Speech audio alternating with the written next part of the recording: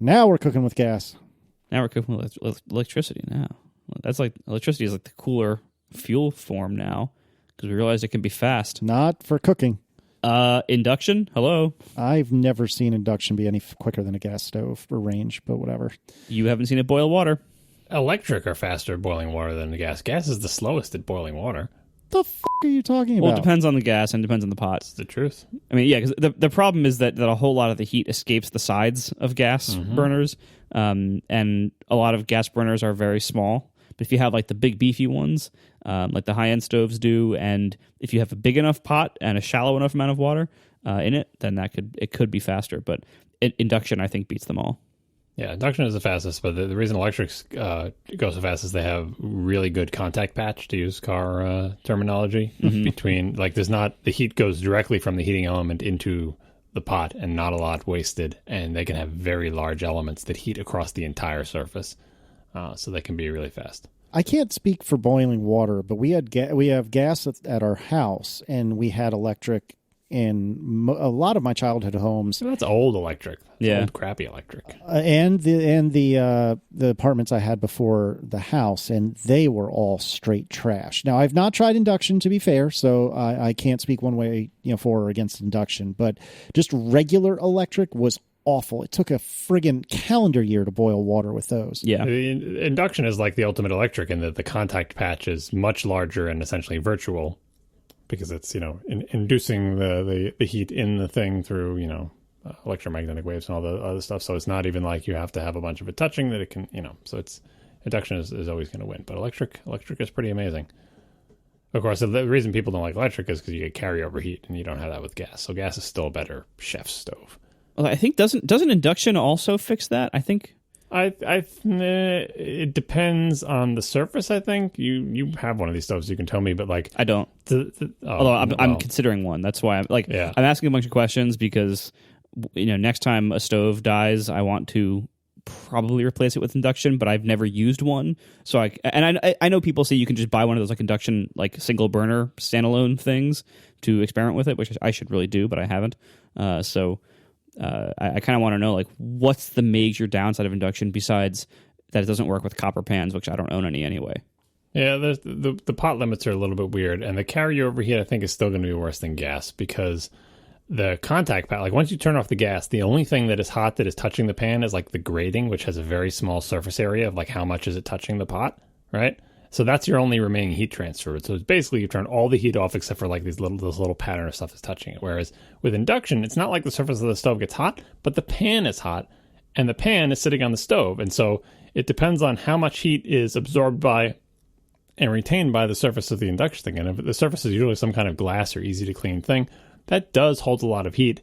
And it's still, that will still hold a lot of heat even when you turn off the induction. So now your hot pan is sitting on top of a probably equally hot glass surface that is not going to cool off as fast as the instant off on a gas thing. And it depends if you make anything where you need to be able to instantly turn off the heat, or otherwise you're like a sauce is going to break or something. But anyway, that's why chefs still prefer gas, because your control of the heat is more or less absolute, and you're not, once you turn off the heat, your pan is not sitting next to another hot thing that is continuing to heat it. But I've still been a little bit wary of induction, just because I don't want to have to worry about what the pans are. I'm pretty committed to my modern electric lifestyle. If I had to get a new stove, I would probably get another electric one.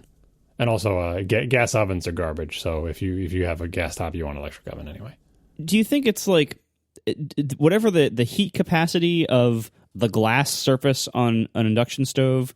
Do you think that's meaningfully more for carryover heat purposes than the heat in the pan itself? Yeah, because what you want is for the pan to start shedding its heat, right? So if the only thing underneath it is air and like the metal grating, that's a great place for it to shed the heat off of. Like there's no more heat coming into it from below. Whereas if the metal pan is against that surface, even if there was no heat on that surface, it can't shed heat into, it's already been shedding heat into that. They're at equilibrium probably at this point between the pan and the surface, and the pan is making the surface hot, so it loses that heat shedding there. Whereas if it's suspended in the air over an off gas burner, they're like, it really depends. Like, do you care about that? Do you make anything where You have to have precise control of the heat, otherwise bad things will happen to it. If you don't, then you probably don't care about carryover heat. It's just for the chefs, again, with making something very delicate like a sauce that you need to have precise control. You need to turn off, when you turn off the heat, you want it to be off. And for restaurants where, again, when you turn off the heat, you don't have to worry about it, carrying over, going, continuing to cook a little bit. Off means off.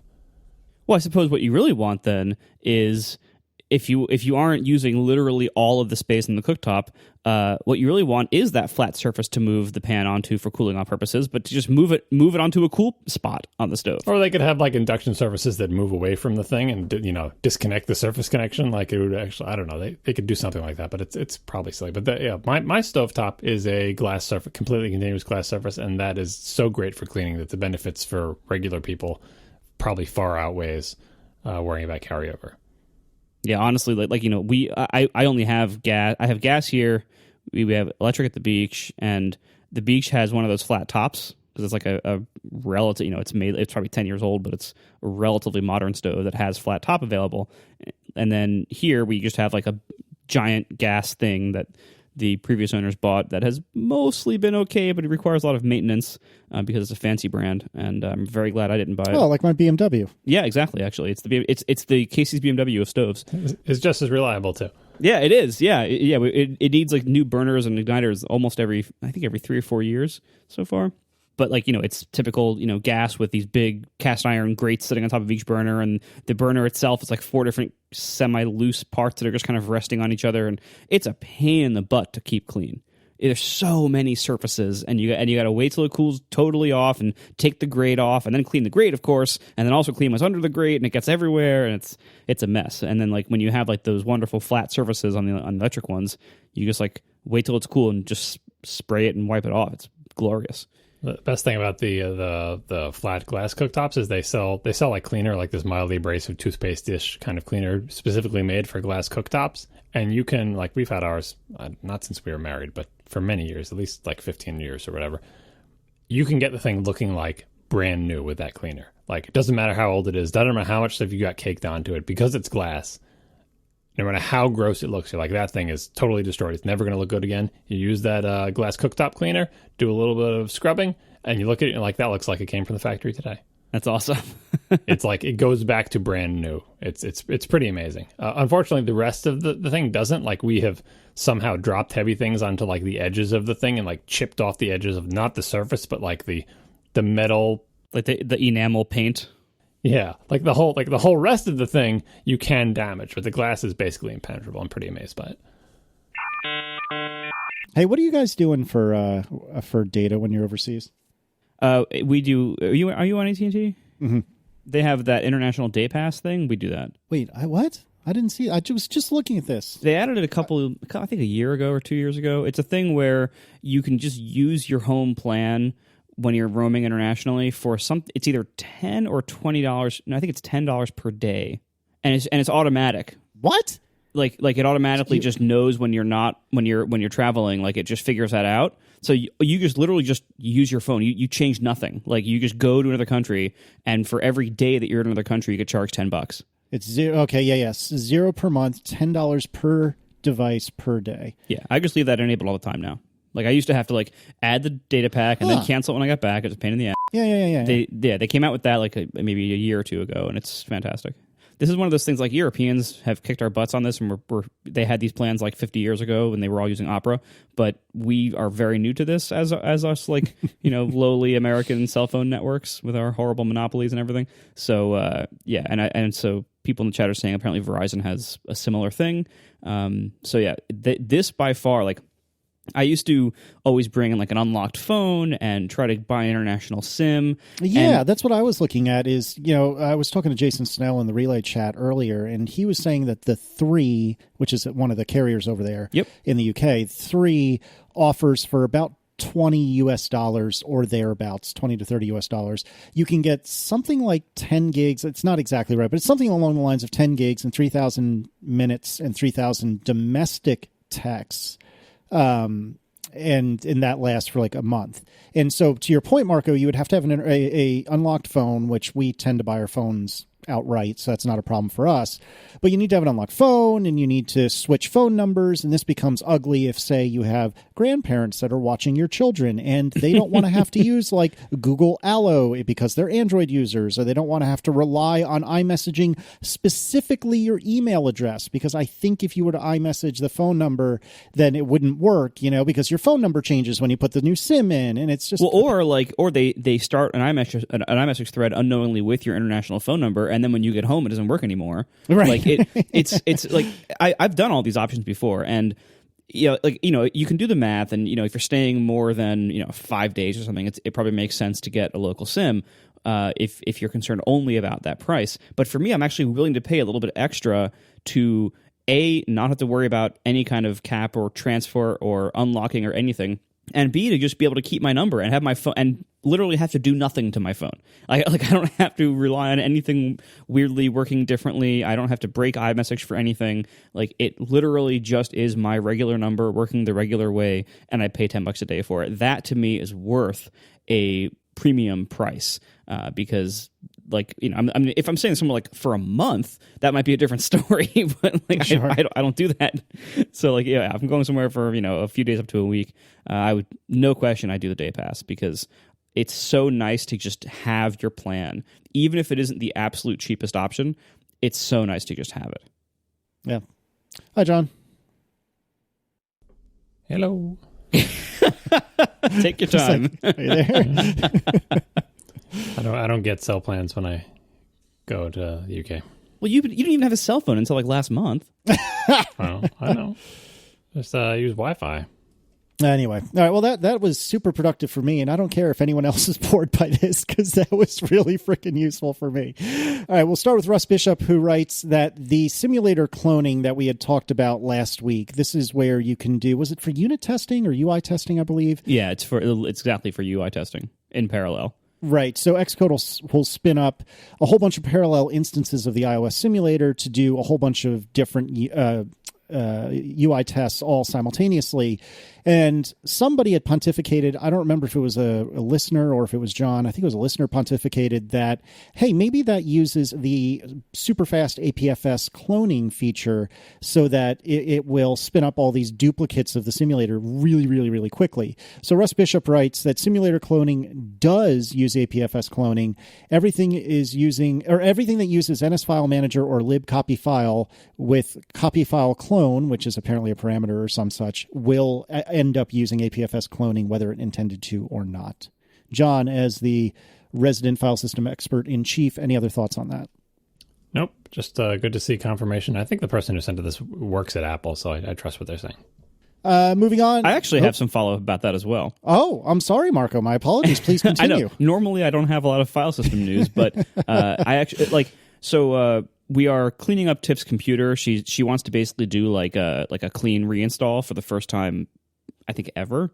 And she has a whole bunch of photos, and we are pretty sure that a lot of them are actually duplicated in multiple locations and everything. And this is a very hard problem to solve. Honestly, if anybody knows like a really good, very reliable utility, we're going to be very conservative on this, but if you know like a very good utility to like find duplicate files in a reasonable way and try to manage them in a reasonable way without risking like deleting the real copies, please let me know. But anyway, one thing I was hoping that APFS would do, which I think ZFS does, is data deduplication as it like with regular file operations or with files just existing there. Ideally, if we migrate her disk onto an APFS volume, I would like it to kind of automatically detect duplicates as the data is being imported onto the volume and not take up double space. That would be nice. Unfortunately, I did some experimenting, and that doesn't happen. And I was also disappointed to find out that even things like the Linux CP command don't do cloning. Like they actually just make duplicated data. And I hope they go a little bit further with this feature of APFS, because it would totally remove the problem of like, there are these photos in multiple paths, but if it's an APFS clone, you can have as many paths as you want. It doesn't matter at all. Like the problem would just disappear if that was the case. But hopefully there will be some easy way for us to deal with this. But until then, I was kind of sad that APFS didn't go a little bit deeper with that cloning thing. Yeah, it doesn't have deduping built in, but you could build that feature yourself. Just brute force it, right? Just write a little program that goes over all your files. The tricky part is the stuff that's not the data, but the extended attributes and everything. You'd have to decide if you're writing that brute forcing utility how much you care about the extended attributes. So if you find two files where the data is the same, but the extended attributes or any other attributes differ, do you care, or do you want to, merge them essentially into one thing? If you care, you have to leave them separate, because I don't think there's a way to separate the data and the metadata. You can't say, well, the data is a clone, but the metadata is not. I think you can't do that. But if it was just photos and you didn't care about the metadata or the dates or anything like that, you could combine them. And the deduping stuff, ZFS does that. Lots of other file systems do that, but it is very CPU intensive. It slows things down tremendously if it was sort of on all the time. I think Time Machine does. Well, I don't remember if they did anything related to that. I mean, it does the hard linking to directories, which is essentially the very weak version of deduping on an entire file level. And that's where they're actually connected to each other. What you want is for it to take up half the storage, but for them to still be two totally independent files. And APFS can do that. It just won't do it for you. I seem to recall there was some feature, not just the Finder's duplication that they demo, but some feature of the new OSs that takes advantage of that. And as for the CP command, my recollection is used to be not understand a bunch of Mac-specific metadata, but eventually they enhanced it to support the Mac-specific metadata and extended attributes, sometimes requiring a flag.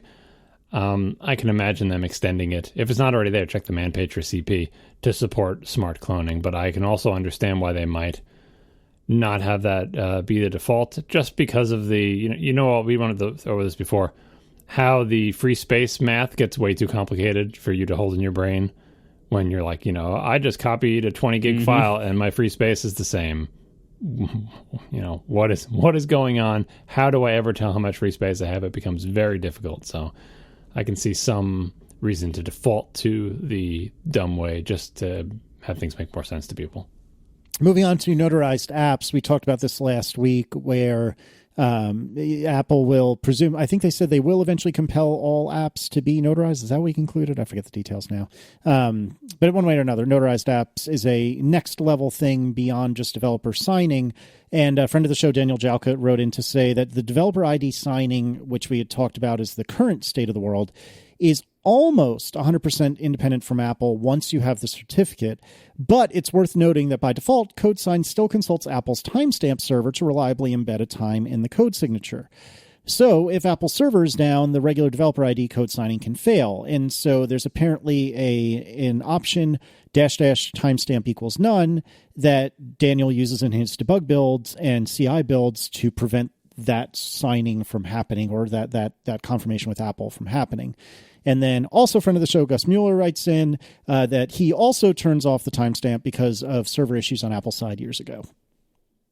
That doesn't bode well for a notarized thing, the fact that Apple has some very minor server-side component to the current system, and that two random developers we happen to know turn it off to avoid issues with our... Actually, wait, did Jalka say he turns it off? Yeah. Yeah, well, so that server is surely much more simple than the notarized server is, and it's just like, that's what it takes. It doesn't mean that it's unreliable or it's a problem or whatever. It just means that if you're trying to do something and something interrupts your workflow and it annoys you and you can't figure out what it is and you track it down, it turns out that one of Apple's servers is being wonky. Just turning it off and never thinking about it again is often the reaction, especially if you're frustrated that you spend a while trying to debug it. And you never check if that was 3 years ago. Maybe the timestamp server is up 100% of the time now. Maybe it's lightning fast. I'll never know because it annoyed me that one time and I turned it off. Obviously, with notarized apps, you won't have that option, I suppose. But hopefully Apple is so much better at doing server-side services these days than they used to be that this won't be a problem with notarized apps. Right, guys? Something like that. And all these scripts that they have, like the Mac developers have, like Daniel and Gus, to automate builds and releases. I think these are all going to break with notarization because it's an asynchronous process. Like I mentioned during our first discussion of it, they have to submit the binary to this notarization server, And from my understanding, it's just like the iOS processing step in in App Store Connect now. You have to submit it, and it'll take maybe a half hour to an hour to actually get done, and then they give it back to you. And I assume they make it available through some kind of download, either manually and or through an API. But that, because it's this asynchronous process that you just kind of have to wait for, that could take an indeterminate amount of time, that's going to break a lot of automated build scripts and a lot of people's processes. By the way, real-time follow-up, someone in the chat room threw out CP-C as the flag to throw to the CP command to make it do clones. I was trying to test it on an APFS volume while we're sitting here. Wait, hold on. You say minus for command line arguments? Is that how you always say that, like in your head or out loud? Yeah, sure. CP-C, not dash? You could say dash or dash minus, but yeah, minus is definitely one of the things I say because that's the key. My God, we've been podcasting for over 5 years. How did I not know this about you? It's not just me. That's a common thing to say. Mm-hmm. Is it though? I mean, it is the minus key on the keyboard. Like that is what it's called. It's not like I'm making up a funny name for it. It's the hyphen key. Yeah, it's that too. Unless you want to be typographically correct. Anyway, let's talk about tabs and spaces. Yeah, minus C. But the thing is, I was trying to determine, does this actually do the cloning? It says uses clone file, blah, blah, blah. And what I was searching for is some massive file so that I could tell, oh, well, I know it definitely cloned it there because it would have taken longer to copy it, but I could not find a file big enough to convince myself. So I'm assuming that's correct. Have you downloaded the Xcode beta? You got to find a single file. Xcode is a giant app package filled with a bunch of crap. I need one big single file. No, I got it. Hold on. Just DD a big file, someone says. Listen, are any of you people out there recreationally using DD? Let me tell you, just don't. I can confirm that is correct. They did not use more space, or at least DF reported the same amount of space. And it copied really fast? Yeah, and it was a 5.6 gig file, so I'm pretty sure that was not faked. I ran these tests with DF before and after, doing things like a Finder copy, a CP, and a cat into another file, just to see what level of deduplication did APFS have. So I'm pretty sure this methodology is sound, and so CP-C or CP-C is the correct way to do this with an APFS clone. Yeah, so now you can write your little brute force shell script or whatever that can find all the duplicate files, because you'll take hashes of all of them, and it'll be time consuming. And when you find them, you can compare the metadata and decide how much metadata you care about. And if you don't care enough about the metadata, you can just make one a clone of the other and match up the dates, whichever one you decide is the primary, or so on and so forth. And then you'll have nonsensical free space on your disks too. And by the way, you buried the lead on this, which I learned from other podcasts. Your brazen attempt to get a new iMac Pro for your wife and then convince her to take that iMac Pro to the beach. Let that one get infected with sand and salt water and salt spray, and then bring it back just so you can have iMac Pro during the summer. And that plan was nixed. And so the new plan is iMac Pro at home, and Tiff's old Mac goes to the beach, which I think is much more appropriate. And I can't believe you tried to pull that. That is fair. And you're going to hate what I'm actually doing. Oh, God. Well, it sounds like you're getting your wife's Mac ready to sell. Well, I'm getting it ready for the transfer. In fact, her old Mac is sitting on the office floor behind me right now. We've had a very busy week, so this has all been kind of slammed into tonight. And the new iMac Pro is sitting on her desk. It arrived 2 days late because, well, my theory is UPS in New Jersey lost it or tried to steal it, because it was just not tracked in New Jersey for 3 days. Anyway, I was at the beach today dropping off some stuff, and I realized I really just want my computer there, because for the last couple days, when her computer was in limbo and it was possibly not going to arrive in time, one of the options we talked about, which was going to be what happened if UPS continued to steal it, was to simply have Apple recall it, return it, and just take my iMac Pro out there and reorder hers after the summer. I started thinking about this plan. I even ordered the carrying case, not the hipster one, but a more heavy duty one that actually has padding and actually includes the stand in the case. And I started thinking, how nice is it to have my entire computer out there? And how nice is it to not have to spend 2 days setting up yet another computer or dealing with having 3 Macs that are all like activated in my name, which causes some problems with certain software licensing and things like that. It's just kind of a pain. So I'm just going to bring my iMac Pro out there and take the risk. The room it's in is not oceanside. It's not going to get any kind of salt spray on it. The door to it is even closed most of the time. The air conditioning is usually on in that room anyway. This is a desktop. This is a pro machine. I'm carrying it there in a very padded case. It's never going to be like out of my hands or out of my control. I have Apple Care. I might regret these words later. Sand fleas are not covered under Apple Care. Sorry. I know, but I love this computer so much. And I have a lot of very heavy development work to do this summer. Like when I was initially making my beach computer plans, I didn't know what Apple was going to deliver to us at WWDC. I didn't know how busy of a summer I would end up having. And it turns out I have a very busy summer with lots of development work. And so not only did I decide that the 24-inch Dell monitor for my laptop would just be not enough screen space because I have a lot of simulator work to do with multiple simulators and with the watch simulator and things like that. It just like sets screen space on fire, basically. Like whenever you're developing with simulators and having documentation open, it just destroys screen space. And it destroys CPU cores because of all that indexing and processing and building and Swift and all this crap. So I just want my iMac Pro there. Can you put a link to your carrying case in the show notes so that we don't get blown up by a million people asking what it was, please? People want to take their iMac Pro to Panera. Every time any of us mentions any product on this show, somebody wants to know about it, and so let's just agree that it will be in the show notes. By the way, I should also clarify, I don't have this case yet. It's coming tomorrow. So this is not me vouching for it or saying it's awesome. I think it should be good based on the Amazon page. That's the only endorsement I'm giving here. I have no idea if it's actually going to be good. This does look nice. I want to say I'm proud of Marco for not buying a third iMac Pro.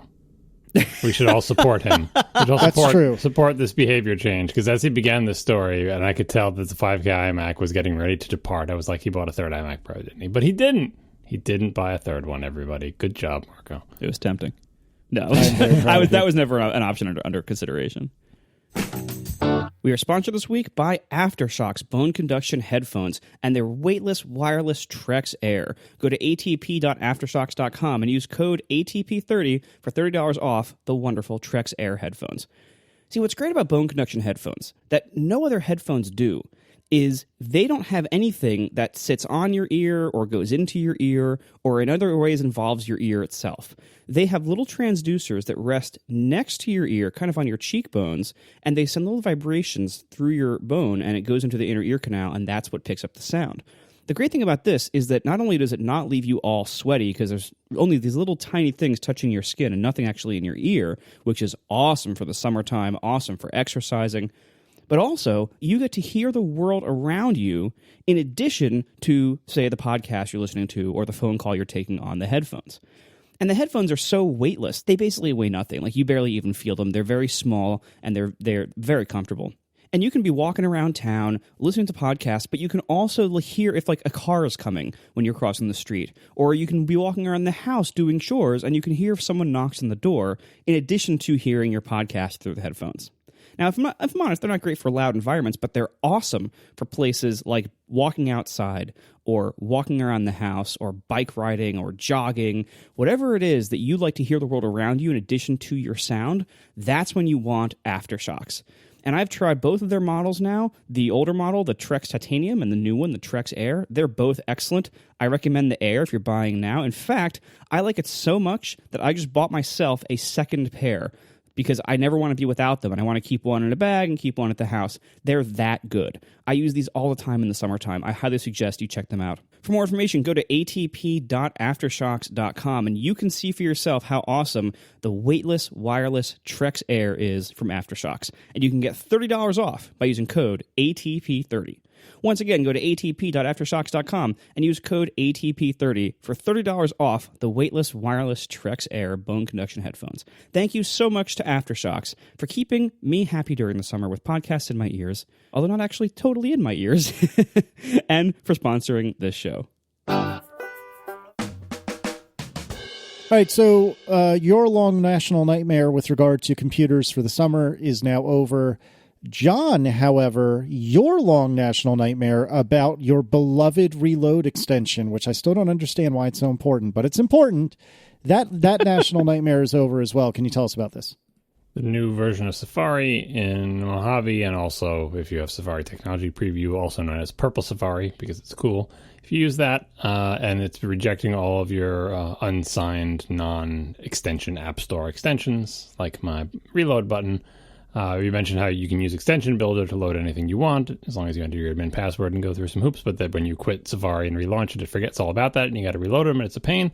Apparently buried down at the bottom of the Develop menu, I think it's the Develop menu, which is a menu you can enable in Safari's preferences. Way down at the bottom, there is a little option that says Allow Unsigned Extensions, and if you check that option, I believe it will just forever allow you to load unsigned extensions in your own Safari, which is nice. I wouldn't say forever. Well, until they update Safari again. You know what else is good news? We apparently were featured in a WWDC session, and I didn't even know it until after the session was already over, as I was looking at Twitter, and I was like, wait, why is everyone freaking out? Oh, hey, check it out. So this is session 501, Introducing Podcast Analytics, and I have only seen the little snippet that we're in, but apparently they were introducing the next version of the podcast app for iOS, and they made mention of how it's going to start supporting chapters. And thanks to the awesome Germans, led by, who is it, Tim Pritlove, is that right? They convinced us, which I really mean Marco, to add chapters, and fast forward a year or two, and now we're on a WWDC, not keynote, but a WWDC presentation slide for our chapter support. So thanks, Tim, and all the Germans. We appreciate it. It's actually a little more nuanced than that. The Apple Podcast app was the first podcast app to ever support chapters, as far as I know, because Apple invented the original spec. The original spec, I didn't realize. Okay. Yeah, the original spec was for AAC files in the wonderful QuickTime MOV file format renamed to M4A, and it was a very poorly documented, or I think totally undocumented, really pile of hacks spec that was a pain in the butt to read, write, and play, honestly. But they added support, I think, back in the old version of GarageBand, where you could make podcasts more easily with GarageBand. I think that's where they added the support to create these. And so the original chapter markers for podcasts for a long time were just those. And Apple's app has always supported those ever since they made the spec. What it didn't support was MP3 chapters, which came a little bit later. I don't remember exactly when, but there was an ID3 spec for MP3 chapters that was basically just published to add this functionality to the MP3 format instead of just having it be locked into AAC in this weird undocumented format. So what Apple added support for was MP3 chapters. They already supported M4A chapters. What's extra funny about this is that, so I released this app, Forecast, a year ago or something like that, and I've been using it for 3 years. And this app that creates podcast chapters. The app only creates MP3 chapters. And until this version of the podcast app comes out, which I assume is this fall for everybody, the biggest podcast player didn't support them, which is always a little bit awkward when you're trying to make a tool that says it creates podcast chapters, while meanwhile Apple's app did not support them because it wasn't M4A chapters.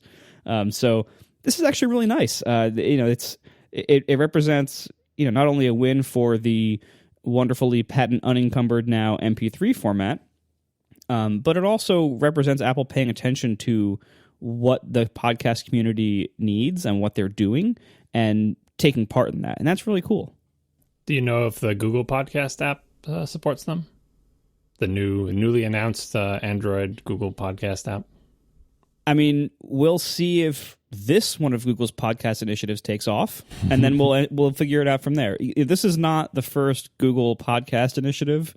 The other ones haven't really gone anywhere, so I wish them well. I hope they bring in more podcast listeners, but I wouldn't assume that this is going to be a big thing until it actually starts becoming a big thing. Cool. So more from WWDC. The Memoji are ungendered, which is pretty obvious when you start working with it, but I don't think we did a very good job of talking about it. In fact, I'm not sure we brought it up at all. But Madeline Buxton at Refinery29 has a post about this, which is pretty good. And it discusses how some equivalent technologies and other platforms are very clearly gendered. And when you make a Memoji, there is no gender determination ever. You never specify gender. And that's really forward-looking, and I dig that. And I thought that was pretty cool. I don't think people would actually notice. You mentioned, you'd notice if you use it. I think if you didn't bring this to someone's attention, they wouldn't notice, which shows, A, how unessential it is to the process, and B, that it's a better user interface. It's not bothering to ask somebody something that is not relevant. They just want to start clicking on things and make the face they want to make, right? That extra step of, by the way, bin yourself is an unnecessary step, right? There's no, it doesn't, unless, I was going to say unless it gives you some defaults or something or changes your defaults, but even then, you don't know what the default should be. The only thing I can imagine them adding to the Memoji interface, which I still haven't used, by the way, because I don't have the beta and you can't use it from an iPad Pro, apparently. It's only on the 10, apparently, which is kind of annoying because I don't think there's any part of Memoji that requires the depth camera, but whatever, Apple. Anyway, the only feature I can imagine them adding is the one where it just takes a picture of you and does its best shot at making an emoji that looks like the picture it just took. And that also doesn't need any gender information. It's just take a selfie and I'll try to make some kind of emoji that looks like the selfie, right? But yeah, I think that is an important streamlining that basically everything that has you make an avatar should do. There is no reason for that step whatsoever. If you remove it, people won't notice or care, and it lets them get to the part that they want to do, which is making the face that they want to make faster. One of the nice little side effects of our modern age of being a little more aware and a little more flexible on gender identity and gender distinctions is this gradual elimination of pointless gender distinctions that just don't really serve any purpose whatsoever. You're right. There's no reason why you have to pick a gender for your avatar because you're designing it from scratch with whatever hairstyle you want, stuff like that anyway. It doesn't really matter. And one thing I noticed at WWDC, we were in a couple of different places in a row for unrelated companies, like a hotel and a restaurant and stuff like that. And I noticed they all had the same all genders bathroom signs. And our friend Jason Snell pointed out, because he lives in California, that there was actually apparently a recent law passed in California that any individual bathroom in a public place, not the one that has 10 toilets, but the one that has one toilet, one sink, any individual bathroom in a public place has to now be labeled all gender bathrooms.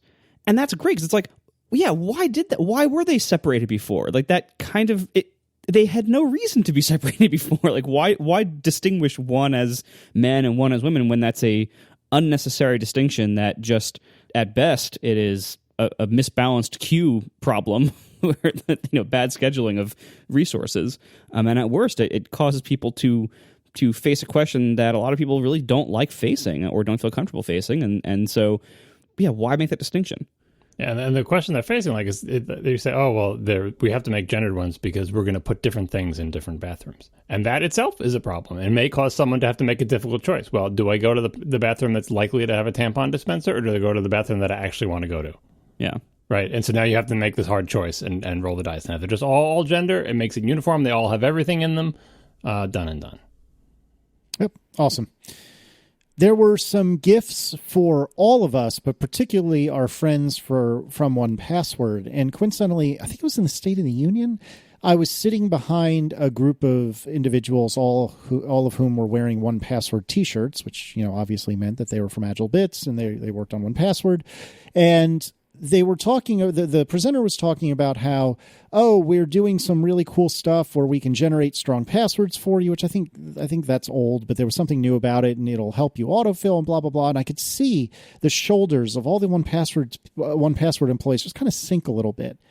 But then, Apple taketh away and giveth, because the next thing they said was, and we'll have hooks for other password managers, so you can they can automatically autofill right from the keyboard, and you don't have to do that same share sheet open 1Password, et cetera, dance that you have to do today. And all those shoulders perked right back up, and they were all very excited. So it's quite funny to watch. But basically, there are going to be ways for the phone to generate strong passwords. There are new tools for two-factor auth autofill. Like if you get a text message, which is deeply insecure, but be that as it may, if you get a text message with a 6-digit code, it will ask to autofill that for you. And like I was saying, there are even hooks for third-party password managers, like our preferred password manager, which is 1Password, which is super cool stuff. I'm going to assume that the 1Password people actually knew about that, and we're just, maybe. I'm assuming they know, because I think they will be using the hooks. And this is I would not make that assumption. Apple does not often tell people in advance about APIs that affect their apps. I'm not saying Apple told them. Oh yeah, Apple telling them and them knowing are two different things. Anyway, I think this is such a weird instance. This is what very often I personally have asked for over the years, but Apple so rarely does, where they have some feature and like they integrate with it with whatever their built-in thing here. In this case, it would be like keychain, right? So this password thing, and the keychain is integrated with it, and their password generator. And if you're in Safari, it'll autofill by looking things up in your keychain. That's total Apple synergy integration, right? And in so many of those cases, you're like, okay, that's great. But what if I don't want to use the Apple whatever, the Apple Keep Password Manager, the Apple Mail application, the Apple window minimization framework, right? Whatever it is. What if we want to make this like, can you add clean hooks? I used to call them clean hooks because there were dirty hooks back in the day. Clean hooks for third-party applications to do the same thing. Define an interface, make it an officially supported API, and say, third parties, if you make an application that conforms to this API and uses this library, you too can hook into this part of the system and sell something that people buy to customize their Macs to change its behavior. That it isn't some weird in-memory hack. That isn't some sort of, sneaky thing that uses debug hooks to get, a loadable text input bundle into your thing and run wild in the middle of your application, swizzling your methods and blah, blah, blah, like a real API. Because so many aspects of the Mac operating system historically have been,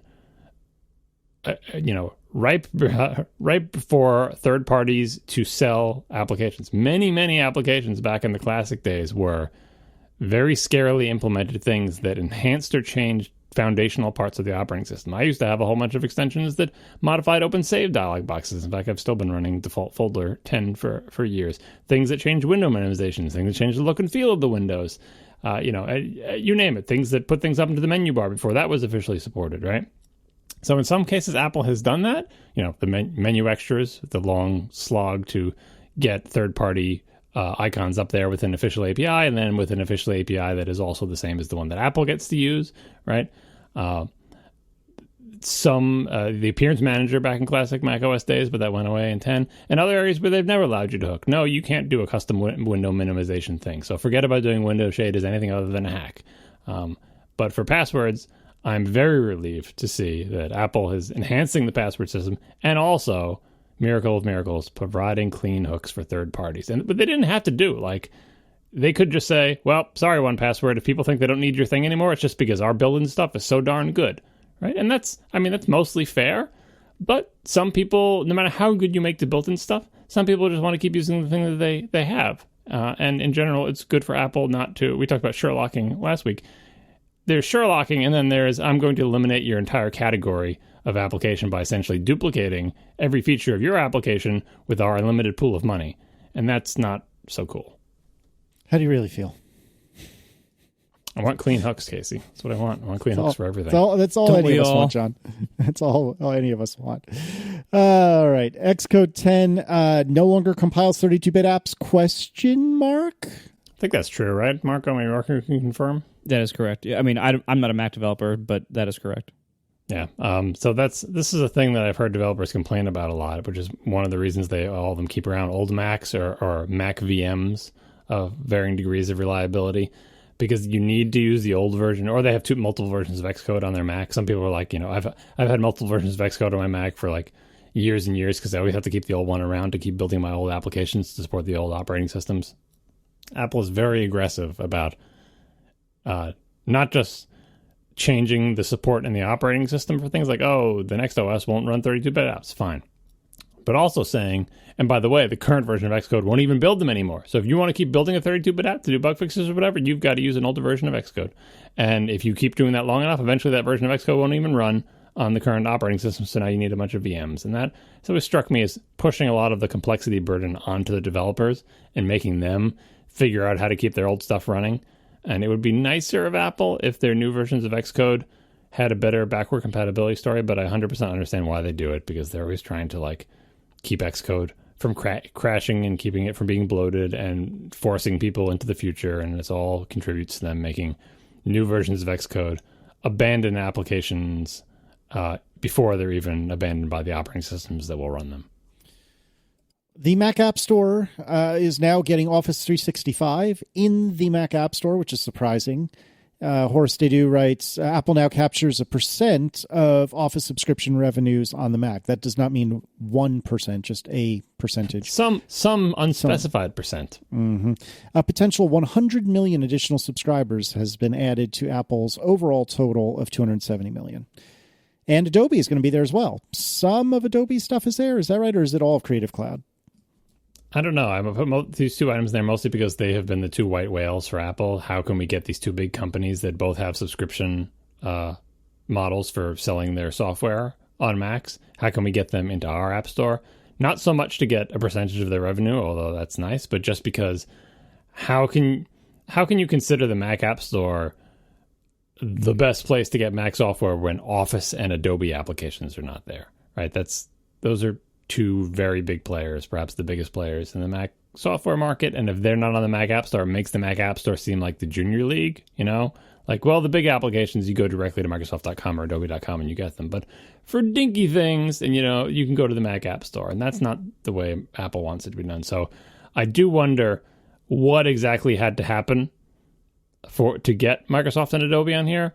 Somehow I doubt that Microsoft is giving them a 30% cut or that Adobe is giving them a 30% cut, but who knows? Some accommodation has been reached, and it's not like Apple's going to tell us. I'm assuming the effort to get Panic and Bare Bones back on the Mac App Store did not involve changing the 30% cut at all. But for Microsoft and Adobe, I'm willing to imagine that some arrangement may have been reached. Yeah. And it kind of annoys me that we're just expected not to really wonder about that. I feel like if you're going to do special treatment, people will understand if it's Microsoft and Adobe, but I think they should be transparency would be a little bit better here. I think people will be more understanding rather than just wondering, especially if there really is a 30% cut for all of them. Brag about that then. And by the way, they have the same deal as you do, so the Mac App Store is a level playing field for everybody. But not saying anything makes me a little uncomfortable. Man, I wonder if the Adobe being in the Mac App Store, whatever form that takes, if that could somehow, I know this is a long shot, if that could somehow allow me to just use the App Store for the licensing of those products and not have the stupid Creative Cloud app that is like the little Adobe App Manager. Oh God, that would be so amazing. That would have to be part of the negotiation, because I'm pretty sure they really can't do that. Like they can't be sold in the Mac App Store and also integrated with Creative Cloud. I don't even know how they would pull that off. So, and also that would solve my 3 iMac Pros problem, because that would, if it's truly licensed the way the Mac App Store software is licensed, there is no computer limit, or at least there isn't one that anybody actually reasonably ever hits. So that you could have Photoshop on 3 computers, and that would be amazing. This is a lot to ask for. This is wishful thinking. I mean, Adobe can't even make their upgrades save preferences from the old one, even though there is literally a checkbox that is devoted exclusively to, do you want to import your preferences when you're making this upgrade? And every single time I check it, and 0 times have ever actually brought over my preferences. Just be glad if your update completes successfully, okay? Don't get greedy. Adobe is so bad at software, which is funny for a software company. They're just so bad at software. I wish so much that I don't necessarily wish that I was not using any of their products, because some of their products, I use Photoshop and Audition mostly, and Audition's really good. Photoshop's a mess, but Audition's really good, and there isn't really any competitor to it that's that good and that versatile at things that it does for me. But man, I wish it was less of a pain to install. So if this is a way to do that, if they actually make their products available in the Mac App Store using App Store in-app purchase subscriptions, that would be awesome. And I would switch to that in a heartbeat. Have you looked at Adobe XD? Have you heard of Adobe XD? Honestly, at this point, I'm trying to not learn about new Adobe products because I don't want to get into more of them if I can help it. Like right now, if I want to dump Adobe and stop paying for Creative Cloud, I have to replace an image editor and a wave editor. And there are a few other things in the world that can do those things. Like I don't like them as much, but oh well. But anything else I add to my Adobe dependency is just something else that I will want to escape later. So Adobe XD is described, according to this Google result, as a user experience design software application. And I saw it demoed at Layers, or it wasn't demoed. It was someone who works on that team was giving a presentation at Layers, and it's the first. They were just using their experience making XD and the team that made XD as examples of like interface design and everything. And it looked really interesting from an interface perspective. They talked a lot about like really just wanting to start with a clean sheet and not be constrained by like this is how Adobe applications work, so it has to look like Photoshop or Illustrator, have a bunch of dockable palettes and all that other stuff. And they focused on performance, and it was very lightweight, and it was all very inspiring and interesting. And initially, when they were demoing it, they weren't leaning heavily on the user interface design part. And I was like, what is this? Is this like Photoshop Next Gen, where they're starting like the seedling of a little thing of an application that will eventually expand to replace Photoshop without all the cruft? Eventually it became clear that's not what it is, but I think a lot of the interface ideas and, the focus on performance and, modern technologies and making it lightweight, I would love to see Adobe make its own Photoshop killer and, just call it Photoshop, like eventually call it Photoshop, but started as this like skunkworks project to make a next generation thing and then just build it up and just say, guess what, in 2025, it's not XD, but you say the new XD is actually the new Photoshop, and Photoshop will just call it Photoshop Classic and sell it for 5 more years because Photoshop could use a kick in the pants like that. But apparently that's not to be. But I was heartened to see that they have software design teams inside Adobe not working within like the Adobe constraints. Just say greenfield, make a new thing, don't feel constrained by any technology or interface paradigm that any Adobe thing does. And maybe, I don't know how that application is installed, but for all I know, maybe that application isn't installed by Creative Cloud. Wouldn't that be something? I mean, it is the Apple way of doing things, right? To figure out what is the killer for your cash cow, figure out the iPhone to kill the iPod. And I've never really used Photoshop. I just don't get it. And I've never been in a position never used Photoshop? How is that possible? I have for a few minutes, but I've never owned a copy. I don't think I've ever pirated a copy. Like I've just never had a particular. How is that possible? Yeah, I know. I don't feel like you were a teenager who knew about computers. How did you not pirate Photoshop? Every teenager pirates Photoshop. They give it to you free with whatever you're trying to download. I don't know what I mean. I never really had a need for it. I was never into photography until recently, and even then, I very rarely do any particular edits to the pictures I take. So I just never had a need. And there's a reason Photoshop is a verb now. Like it was kind of the iconic using computers to manipulate 2D images, and still is for that matter, and it is very powerful. And I actually, despite Marco dumping out before, I actually still mostly like using Photoshop. It may be because so much of it is familiar to me from like Photoshop 1.0, which yes, I totally pirated back in the day. You haven't lived until you run Photoshop on a black and white Mac, let me tell you. We are sponsored this week by RXBAR. For 25% off your first order and free shipping, visit rxbar.com/ATP and enter promo code ATP at checkout. RXBARs are real food ingredients formed together in protein bars. They are gluten-free, soy-free, dairy-free, and with no added sugar, no artificial colors, no artificial flavors or preservatives or fillers. They are fantastic little bars for, say, breakfast on the go or a snack at your office. I've done actually this one, throw it in your bag for the plane. That's a very big one. I always bring them when I travel places, or if you're like taking a bike ride or a hike or pre or post-workout snacks. They're great. These are the ones, you've probably seen them in stores by now. They have printed on right on the front of every one. They will say something like 3 eggs, 2 dates, 6 almonds, and no BS. And that's actually true. These real ingredients are what they're made of. and that's it. They'll add a little bit of flavor for something like chocolate, or depending on the flavor that you have, sea salt, things like that. And they're really quite good. I've had a lot of them myself. They just launched 3 new flavors. So there's 11 flavors total. There's 3 new flavors: mango, pineapple, peanut butter and berries, and chocolate hazelnut. I like those so much I ordered a whole box of just those flavors because they're that good. And they also recently introduced RX Nut Butter, a brand new product made with the same core ingredients as the RXBAR protein bars, and they include a base of nuts, egg whites, and dates, giving you 9 grams of clean protein. They have RX Nut Butter in honey cinnamon peanut butter, and vanilla almond butter. This is great for things like dipping pretzels into, or putting on fruit, or just straight out of the convenient little pouch while you're on the go. Whether you like sweet or savory flavors, chocolate or fruit flavors, there is an RX bar for you. Check it out today at rxbar.com/ATP and use promo code ATP at checkout to get 25% off your first order and free shipping. And for a limited time, if you hurry up and order before June 30th, every order also gets free samples. Check it out today. Once again, rxbar.com/ATP. and promo code ATP at checkout for 25% off your first order and free shipping. Thank you so much to RXBAR for keeping me full on plane rides and for sponsoring our show.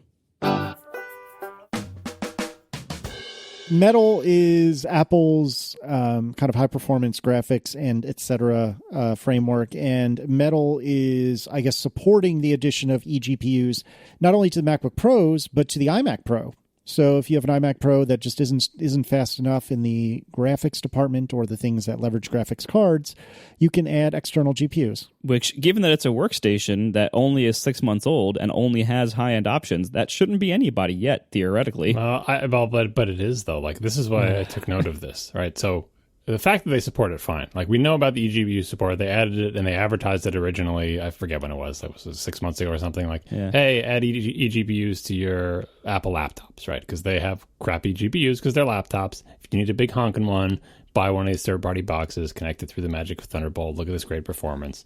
And bragging about how you can add multiple ones to them and it'll divide up the screen between them and do all this cool stuff. Definitely cool, right? So WWDC, they're like, and eGPUs, you can add them to iMac Pro as well. And I don't know if that's a new development or they just wanted to advertise it or both. But either way, it emphasizes, I'm so desperate for Mac Pro content. Okay, so maybe I'm wrapping this into it. But basically, it emphasizes the fact that though the iMac Pro is their super high-end, best computer you can buy from them right now, it is still a sealed box. And yes, it has a good GPU in it, but it doesn't have the very best GPU, and it certainly doesn't have more than one of them. And lots of very high-end GPU-intensive workloads need more than the iMac Pro can offer, and need more than the iMac Pro will ever be able to offer because it's not an upgradable GPU. So here they are coming to say, well, we have a solution to that. You can just chain a bunch of eGPUs to your iMac Pro. And I feel like this is a tacit admission that the iMac Pro in and of itself does not fulfill all of the needs that Pro users have. Now, obviously, we're all waiting for the Mac Pro. What this made me think about is, okay, does this become an ad for the Mac Pro where they're like, well, with the iMac Pro, you got to chain all these eGPUs, and if you have bandwidth limits that can't be met by Thunderbolt 3, it's not as high as performance as it could be or whatever. But the new Mac Pro, you don't have to do any of that. You can just build it with 2 or 3 or 4 GPUs inside it, or at least 2 high-end ones, and they're upgradable, so you don't have to, buy an iMac Pro and then watch its internal GPU age and become worthless as you replace the external ones year over year, right? You could just keep replacing the internal ones in your Mac Pro because that's what makes a Mac Pro different from an iMac Pro. But seeing their emphasis on eGPUs makes me fear that their Mac Pro will be like a modular box with a separate screen with one GPU inside it that can't be upgraded, and then they expect you to chain a bunch of eGPUs. I really hope that's not true.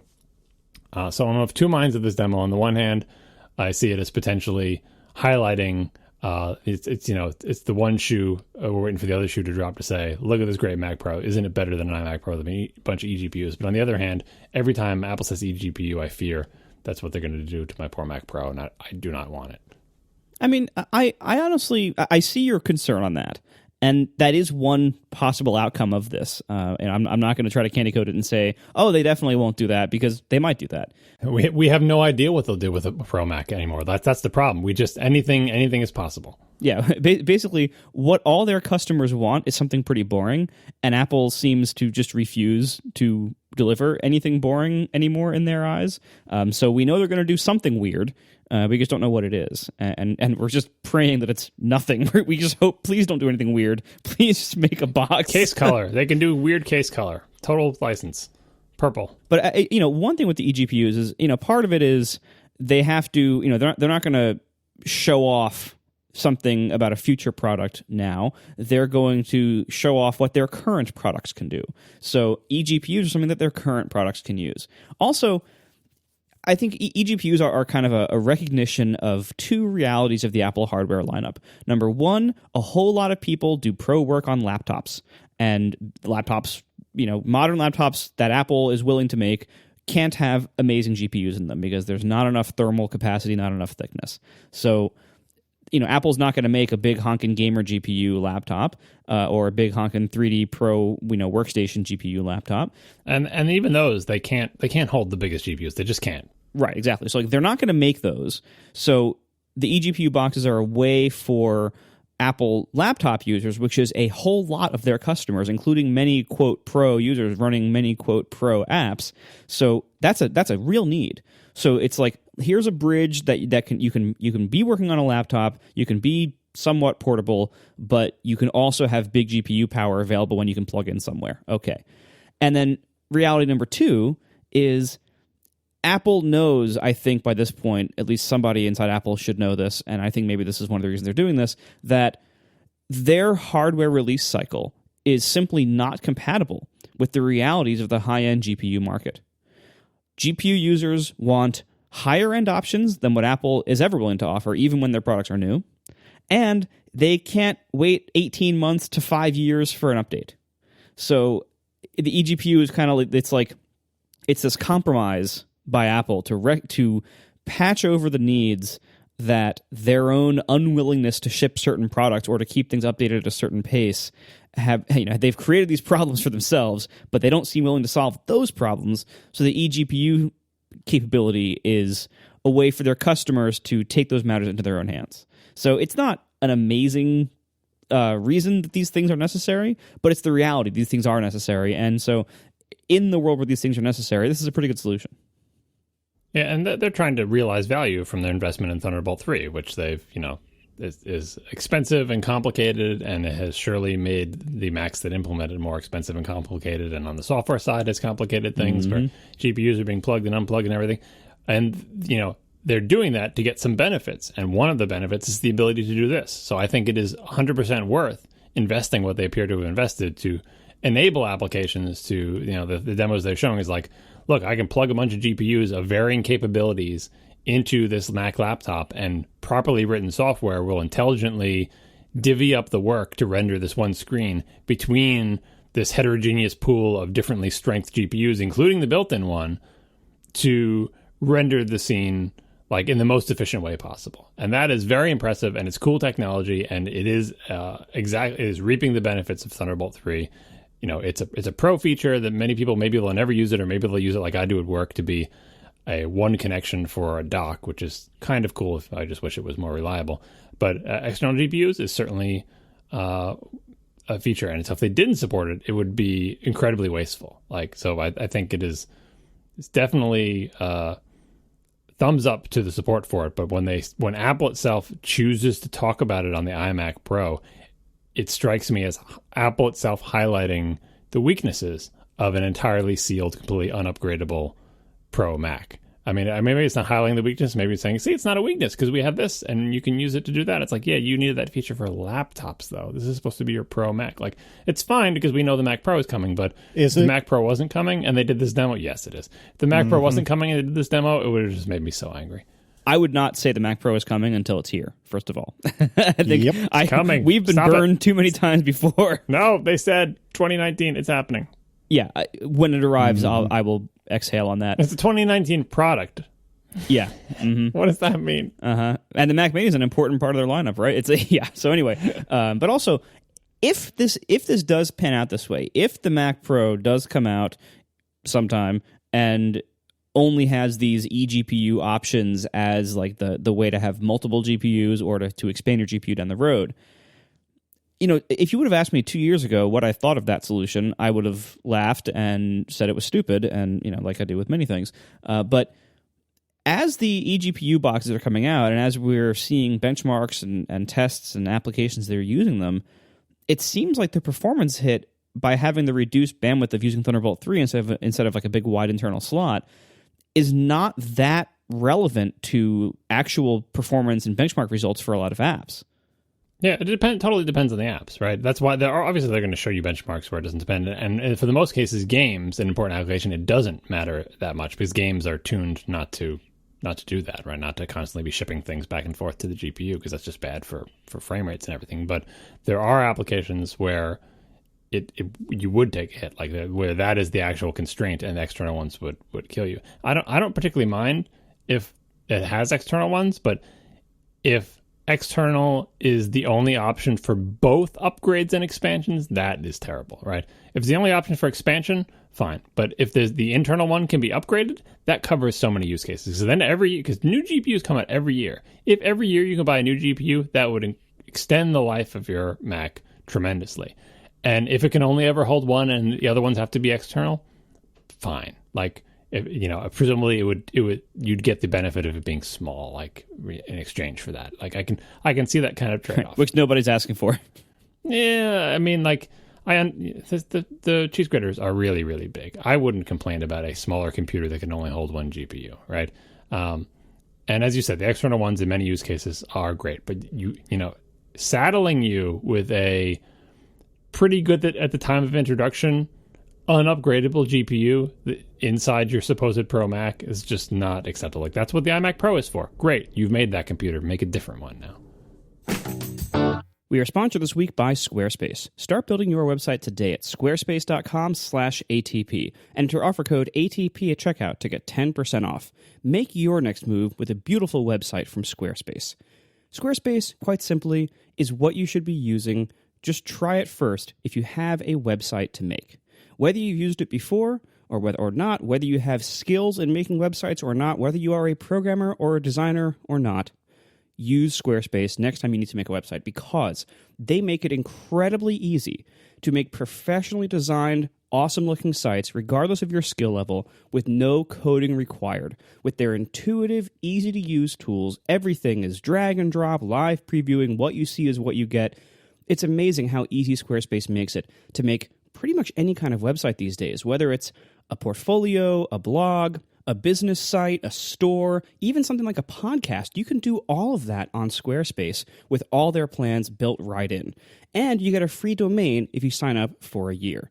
So next time you need to make a website, I know you have a lot of other options out there to make websites. Trust me, try Squarespace first. You will be amazed how easy it is and how little time it takes to get your site up and running and looking great, customize the way you want it, and to get your content into it. It's so easy, and the results are simply beautiful. They have excellent support if you need any help, and that's actually a really nice thing. If you're building a site for somebody else, Squarespace will support it so you don't have to. So once again, great reason to use Squarespace. Check it out today. Start your free trial, and you can see what I'm talking about. Free trial site today at squarespace.com/ATP. No credit card is required to start that free trial. When you decide to sign up for Squarespace, make sure to head to squarespace.com/ATP and use offer code ATP to get 10% off your first purchase. That's squarespace.com/ATP, code ATP. Make your next move with a beautiful website from Squarespace. Some name writes, and that is actually the name they went by. Do you think iOS 12 will see the smallest or slowest adoption because teens will not like the new parental functionality? So if you recall, screen time, if you're on a family share plan or whatever it's called, a family account, it will let the parents see the screen time reports for the children and even set quotas and things or whatever they're calling them, app limits or whatever it is, so that you can only use YouTube for an hour a day or something along those lines. So do we think that that will slow adoption? I mean, probably a little, but I would be surprised if it does so appreciably. But that's just me, and I don't have kids that would be afflicted by this. So maybe we should turn to John first. John, do you think that your kids are aware of any of this happening? And do you think that if they were aware of it, that they would be reticent to upgrade? So the question is, do you think it will see the smallest/slowest adoption? Implying my read on that is saying like slower. It will see slower adoption than iOS 11 or 10 or 9. It'll be the slowest adoption ever, right? And I think the answer to that is definitely no. Mostly because kids who would be affected by this functionality tend not to control when their thing gets upgraded. I know my kids don't know what iOS is or what an iOS upgrade is, and I manage this aspect of their devices for them. And if you are a parent who's going to enable this, surely you also have enough control over their devices to upgrade them to get this feature. I think iOS 12 will see, if trends continue, I think iOS 12 will see amazing adoption, because I think the word will get out, hey, try the new iOS. For a change, it makes your device feel faster, right? If that remains true and that word gets out, people will be much more anxious to upgrade than they were with 11. They'll be like, well, my phone has been crap, and they say this upgrade might help it. I'll try it, right? And it's nothing that Apple can say that'll do it. It'll have to just be word of mouth from people who do the upgrade and see the beneficial result. And 11 really has been laggy because of the throttling and just general, people being nervous about the upgrade and like sort of the word of mouth not being good on it. So I'm pretty optimistic about iOS 12 adoption. I don't think the parental features will hurt it in any measurable way. I would be kind of amazed if a lot of people even knew about this feature anytime soon. Mm-hmm. New iOS features. We all who like follow Apple this closely and listen to the podcast that talk about Apple this closely, like we all know about this stuff right after it's announced. But how many of us are even going to remember that this stuff is there in September? Let alone when you're running the beta, you see like it's not very well emphasized. It's not even on by default. I had to just turn it on my own iPad because I'm like, I wonder what applications I'm using on my iPad, and I went to the screen and the whole feature was off. I was reminded of, speaking of the difference between the people who follow Apple closely and the people who don't really care that much. Someone at work was complaining that they had got a new laptop, and they're like, these new laptops only have 2 USB-C ports on them, and that's it. Mm-hmm. They're just learning now. But they got a 13-inch, right? I mentioned, this was in Slack, I mentioned, Apple makes a model with just one. They couldn't believe it. And all that engineering effort that they're trying to get out of Thunderbolt 3 to make all these eGPUs work.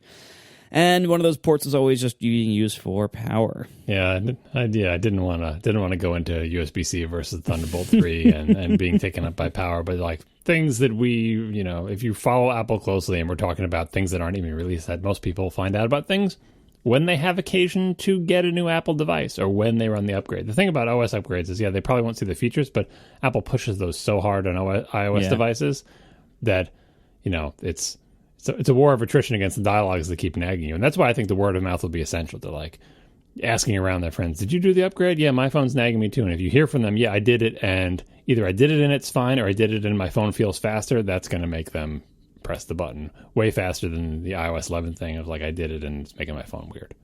I do kind of love the idea of like teenagers like hoarding like an iPhone 4S so they can keep the OS that lets them watch as much YouTube as they want.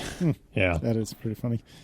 Well, Apple's software tools are not the best or the main avenue for parents setting limits on kids. It's just another tool in the tool chest, and if you use it, fine. But you can just take your devices away from your kids. Like, you're the boss of them. Can you imagine, when we were growing up, the fear was that your parents would like find some, list up your mattress and find like adult magazines or like alcohol or pot or something. We're gonna like lift up our kid's mattress and find an iPhone 5 running YouTube. Can't hide it. I can see everything connected to my Wi-Fi network. That's true. This is such an inversion, because when I was a kid, I had to help my parents work the computer that they bought for me, because and if they talk about this before, that in the house, I was the one who knew the most about that computer forever, from the day we got any kind of computer. Like, it didn't matter, right? And now with my kids, I continue to be the one in the house who knows the most about every computing device that we have, because they don't care about computers. It's like, me being super into the analog telephone system when I was a kid. As a quick aside, when I was at WWDC, I don't remember whose it was, but I had held a 13-inch MacBook Pro non-touch bar for the first time. I'd seen them before, but I don't think I'd ever... MacBook Escape. The MacBook Escape, thank you. They have a name, and it sucks, so it's called the MacBook Escape. Right. So I'd forgotten that. The Escape really is not that much bigger and not that much heavier than my beloved Adorable. And man, that one more port was looking so good. It was looking so good. And that bigger screen. And the bigger screen, like for me anyway. For me, I'm not saying that's true for everyone, but for me, I find it makes a nice difference. I also find that ergonomically, like the 13-inch just fits better on my lap without like sinking between my legs, and I like the additional like proportions for like the trackpad spacing. Like I find the 13 just feels way better for me. And whenever Apple does release laptops that I like again, I'm probably going to get whatever the equivalent is of the MacBook Escape in that lineup because it's such a great size. And especially now that I'm carting a desktop back and forth in the summertime. Yeah, I was surprised by how similar it was to my Adorable. And I would probably still make the same decision today in buying an Adorable over the 13. But no, you wouldn't. And I think you had said this, Marco, like if ultimate portability is not your number one priority, barring any other priority, then the 13-inch MacBook Pro without the touch bar, the MacBook Escape, that is probably the best all-around laptop that I can think of in Apple's lineup right now. And yes, I know you can still buy your beloved 2015 model, Marco, but I'm saying amongst the things that aren't 3 years old, I think the Escape is officially the best all-arounder in my personal opinion. Yeah, I think I agree. If you exclude the old models, I think I agree. The only thing is only having those two ports really kills me. Like when I did have it, I was very happy with it in most other regards, except it really did suck to only have two ports. Imagine having only one, Marco. I know. No, and honestly, like you said, like if you were doing it again, you'd probably still buy the 12-inch. I bet you wouldn't for that reason. I bet you would want to double your port capacity by going to the 13. But ultimately, like, if I were forced to go buy a new Apple laptop today that I wanted for general portability, I would probably get the 13-inch touch bar only because, even though I don't like the touch bar, and even though it gets the worst battery life of the whole lineup, only because I really like having those 4 ports when I travel. And I end up, like, I did travel with a 2-port one. It was a pain very frequently, and I really do enjoy having the extra ports. So if they had one that had 4 ports and no touch bar, I would greatly prefer that, but that's not an option. So I think I would get the middle, 13-inch with touch bar thing just for the ports alone. Even though, again, I would rather not have the touch bar. But hopefully, I really hope that whatever update was supposed to happen to the laptops this month and didn't, whenever that comes out, I really hope that they resolve some of these issues and give us just better choices. Like, not necessarily more choices or, not giving us everything that we're asking for because we know that's not going to happen. I just want there to be better choices because, like, right now, there are so many like gotchas about the laptops, and this is like I heard Jason Hill talking about this on Upgrade. This is a really bad time to have a not very recommendable laptop lineup because summertime is when a whole bunch of people buy laptops to go off to college. Like if you ask somebody in the know, what laptop should I buy right now from Apple? Like, what would you possibly say to them? I would definitely say the 13-inch, and then it's your choice whether or not you want the touch bar. But that's what I would recommend. And I love this Adorable so much. And to me, ultimate portability is the number one priority, which is why I think I would stick with it. But I am definitely getting ever more annoyed about only having one port. That's the thing. I again, just bring this back around. I think that we are on the upswing for Mac hardware. I think there was a bad period. Apple realized that and made some course corrections. And that's why we got things like the iMac Pro. That's why we got the Mac Pro eventually, possibly maybe, and the display that will possibly maybe go along with it, hopefully. That's why we have things, efforts going on like Marzipan, trying to get the Mac software game, back in shape again. I hope they're on the upswing. It does seem like that. Apple's pretty quiet about this kind of stuff. You can't really tell until stuff comes out usually, but it does seem like they're back on the right track, but that's still only a loose theory and loose optimism until we see what happens next with the laptops. Speaking of the laptops and the ports, do either one of you have USB-C thumb drives? No. Do they exist? Yes. They also have some that have you can pull out either connector. Like some have they have both an A and a C plug on them, and you can rotate them or something. Yeah, that's weird. But yeah, I would like one of those. I should just get one. Even just taking pictures off my camera. I just hate having the dongles even for that simple kind of connection. Yeah, I do have a SD card reader that's USB-C, but I do not have any thumb drives that are USB-C compatible. And I don't remember what it came with. I want to say it was a Google phone charger, a USB-C Google phone charger that was dirt cheap that I think I picked up for the Switch, actually.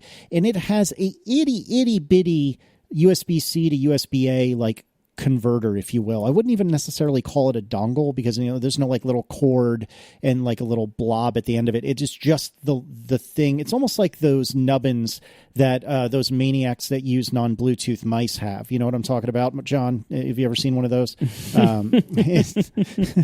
the listeners, I was yelling. I don't use non-Bluetooth mice. My mice plug in with a cord. But yes, we had a discussion on Slack today about the advantages of the nubbin. That is even worse. I just like John said, I was giving him a hard time on Slack because he had shown a picture of his work laptop, or that's perhaps not my work laptop. It was somebody else's. It was the person who was complaining about having two ports. That's whose it was.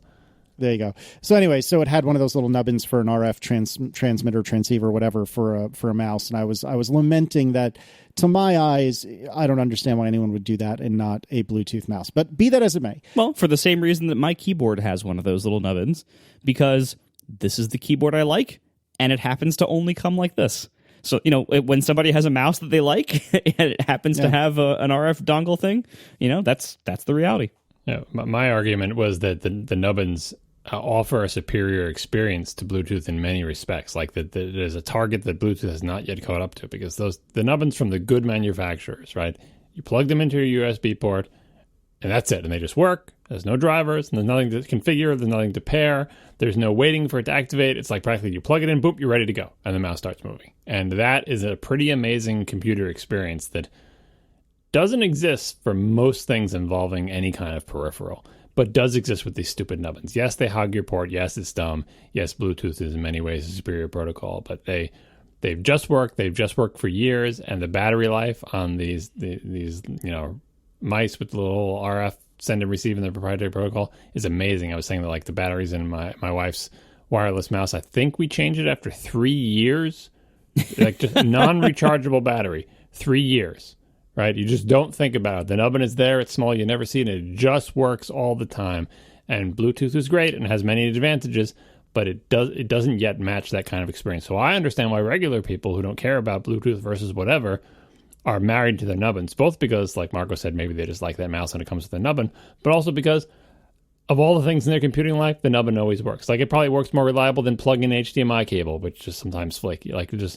If you have the nubbin and you have the mouse and you plug the nubbin in, your mouse will work, and that's it. Have nubbin, will mouse. I don't even know why I brought that up. Doesn't matter. We should get back to AskATP. Ashley A. writes, are Kindles still the best way to read ebooks?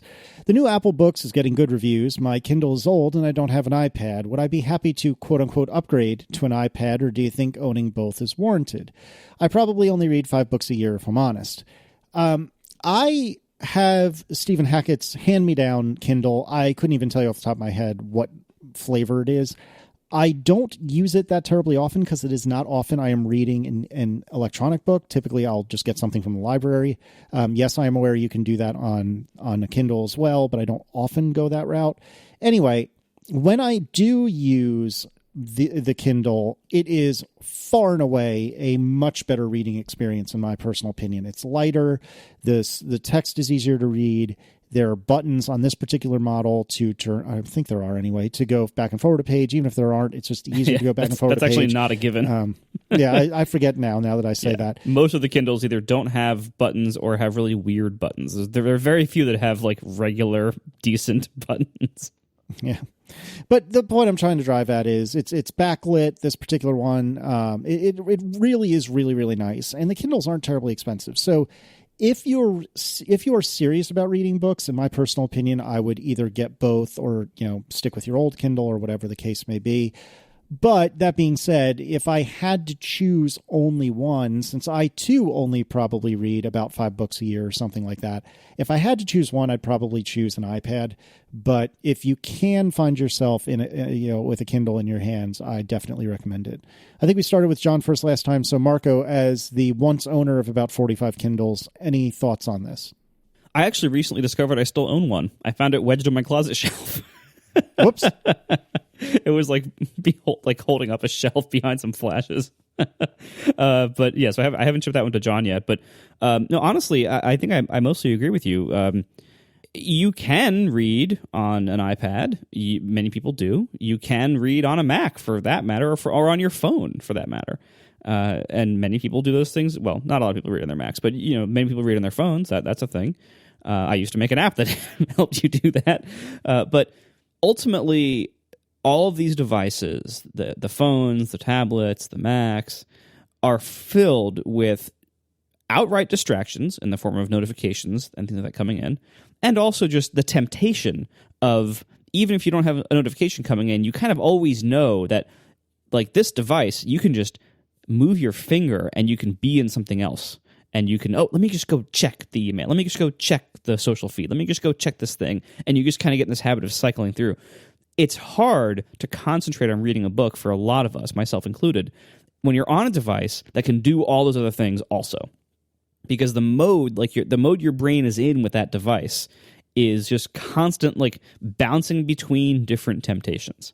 So while technically an iPad could do this, I would say a Kindle is a much better reading experience, not because of most aspects of the Kindle itself. You could argue, and people have argued, about things like whether the screen is reflective or transmissive, and now all the ebook readers are backlit by default all the time, so they're all emitting light anyway, so that argument's, and you can turn it off, but it's, very few people do, so that argument is kind of out the window. The screens on e-readers are kind of muddy. E-ink screens are a really cool technology, but kind of a fundamentally slightly flawed technology. They're always a little bit messy. It never is a perfect transition between black and white and stuff like that. There's the weird flash on every so often, and it has to do that for a page refresh, stuff like that. But ultimately, what makes Kindles awesome is, for reading, is that they really can't do anything else. That's it. They are only for reading. You are, just like a book, just like a real book. If you're holding a real book, you can't, you can't switch over to Twitter in your book, or get notified of some, special that some store is running because they're spamming you with push notifications, while you're trying to read. So for replicating that part of a book while also having the benefits of electronic book distribution, so things like not having to carry a bunch of paper with you, being able to download new books really fast, saving the environment, etc., the Kindle is really great for all those things. And if the Kindle was $400 like it was originally, I would say, yeah, you know what? If you don't care that much about reading, don't bother. But now Kindles are so cheap. I just checked, the base model, I believe, is $80. Yeah, $80 for the base model, and they kind of last forever. You don't really there are advantages to bigger and better Kindles, but not that major of advantages. And paper doesn't change that often, and these devices that simulate paper, therefore, don't really need to be updated ever, as long as they still work. So not only does the base model start at $80, and there's not much reason to get the higher end models for most people, but also you could even pick up a used one for probably under $30. They can be so cheap because people, they've been around forever. They've been really cheap for a long time. They're plentiful. So if you don't even want to spend $80, fine, don't spend $80. Spend $40 on a used one. It'll be just as good for reading as any of the new ones. So I would say, if you want to read a book in an electronic format, if you can afford a Kindle, which is easier and easier every year, get a Kindle. If not, if you only really want to have one device to manage and to charge and to sync and everything else, I respect that. If you have really good self-control, you can read on iOS devices. But I find it way nicer and easier to read on dedicated devices, either Kindles or actual books. I slightly disagree with Marco's characterization of that as very good. What did you say? Very good self-control or really good self-control? I think you just have average self-control is probably fine on an iPad. But I think you're underselling the advantages, the particular advantages to reading of a Kindle. And those are, yes, the screen technology. And it doesn't matter that the backlight's there. The key issue is bright sunlight. If you're reading on the beach and it's in bright sun, that's a good one. You are screwed with an iPad, right? Your iPad will get too hot. It will overheat. It's a complicated device. You won't be able to see anything. The screen technology is the biggest differentiating factor. And the one side effect of that screen technology is the second biggest differentiating factor, which is crazy battery life. If you just want to have it in your bag and just not worry about charging it, the Kindle is for you. Those are the two big advantages. And the third one of not being distracting or whatever. But those two are the reason why a lot of people who are very heavy readers are dedicated to the Kindle, because those advantages cannot be matched by any, iOS device with an OLED screen at any price. You just can't match them, right? You're never going to get literal all day 24-hour battery life out of an iPad, and you will not be able to see that screen in bright sunlight, and it will be annoying to you to not be able to see it, and it's reflective, and your thing will overheat on the beach, and so it's bad. On the flip side of that, though, it's like, okay, so if you're a power reader and you read lots of books, you should definitely get a Kindle, right? Well, the flip side of that is it depends on how modern your reading habits are. So, for example, if you read a book and you always like to look up words that you don't know, the Kindle can do that. But the experience of interacting in any way with an e-ink screen is gross and annoying and slow and just not nice. Whereas if you're in an environment where the iPad is an acceptable reading device, it is way easier to quickly look up words. The display and the interaction of doing that will be nicer. Similarly, for following hyperlinks, jumping around, zooming in on images that may be in the book. The more your book experience is richer than just what a printed page would be, the more the features of the iPad come into their own. So in many ways, the iPad is the quote-unquote high-end reading device, as long as you're not in bright sunlight and don't have to worry about battery life. So like Marco said, because the Kindle's so cheap, that's kind of the tiebreaker. And it's like, well, why are we even talking about this? An iPad is $1 billion. Just get a Kindle. You should just have one anyway, just to have it. Because in the situations where it excels, there is no substitute, and they're cheap enough that you should have one. So I would totally recommend, buying one, get a cheap one, find one used or whatever. Just having one is worth it. And the other thing that I don't want to mention too much, because I don't even remember if this is still a real thing. I doubt either of you two know either. The Kindles used to come with free cell network access to download books. Is that still true? I think that's an option on some of them. It hasn't been the default for quite some time. Well, back in the day, that was amazing. It was basically you'd buy a Kindle and then you never had to pay for, a cellular bill or anything. And if you wanted to buy a book from the beach and download it through cell access, you could do that. And that was a pretty amazing experience to not have to worry about it and to always have a net connection that you can't use for anything useful, but you can sure download a book with it. It is indeed still an option. It isn't by default, but on everything but the lowest end model, it is available. I would also say, when weighing Kindle versus iPad, these are also very different physical form factors, especially if you don't consider the iPad mini, because it's ancient and it would be ridiculous to buy an iPad mini today based on the current pricing and model. That still weighs twice as much as any Kindle, probably. Right, exactly. The iPad is a much bigger and heavier and more fragile and more expensive device, and less water resistant. The highest end Kindle, the Oasis, which admittedly is expensive, it's $250. It's also really nice, and that's still cheaper than any iPad. Is also fully waterproof. You can drop it in water and it's fine. If you're doing a lot of reading either in the bathtub or at the beach or in a pool or something like that could actually be relevant. But also these are Kindles are just more comfortable to hold in your hand for long periods. Holding an iPad for a long time to read is kind of uncomfortable, especially now as I keep getting a little bit bigger, a little bit heavier, and as the iPad mini becomes less and less of a sensible option. So really for reading, I would actually say a Kindle is by far the best option. I would not say the iPad is the high-end reading device. I would say the iPad is the browsing device. It's the high-end device if you're going to use ebook-specific features. The more features of ebooks that your ebooks have, and the more of them you want to use, say taking notes in the margin with your Apple Pencil and stuff. There are many things, as you start using those ebooky features, they're just not possible on the Kindle. You're not taking notes in the margin. You're not, quickly managing highlights and seeing comments on communal highlights. And like, there's all sorts of things that, yes, you can do them on the Kindle, but you just don't want to touch that screen. You don't want to do anything involving UI or anything involving navigation, because everything is slow and janky and the screen flashes and it looks gross and it's just bad. So if all conditions are right, and you want to use those kind of interactive features, there's no substitute for the iPad. But I think most people who are heavy readers don't do that. Maybe I'm underestimating how much people highlight, and maybe I'm overestimating how annoying it is to try to do those things on a Kindle. But my experience is I just stop using those features because I don't want to touch that screen with anything. All righty. Finally, Josh Hunt writes, curious to hear what you think would have happened in the alternate universe where Apple bought Bungie. What would or would not have happened to the Halo franchise? Gaming on the Mac? Destiny with 3 question marks? John, who is Bungie and what is Josh Hunt talking about? Who is Bungie? I know, but the listeners may not. Everybody knows who Bungie is.